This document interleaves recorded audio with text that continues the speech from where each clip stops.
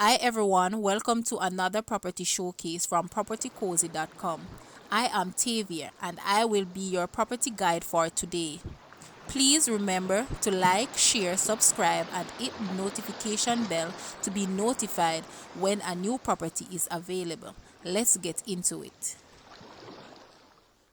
This incomplete property is located in St. Anne and is being sold as is, where is, and is being sold under the powers of private treaty. Viewing of the interior is not allowed. Vista Del Mar in Drax is one of the most desirable areas in St. Anne. It is the home of many returning residents. Come and relax in this beautiful haven as the weather is kind to you. Make it your getaway resort. The land area of this house is approximately 8,989 square feet and features includes ceramic tile, garden area, fully fenced, 24-hour security, central location, easy access to amenities, family oriented, private setting, quiet area and gated community. The asking price for this house is Jamaican 60 million or US $390,000. Now, let's take a quick look at this house and please leave a comment and let us know your thoughts.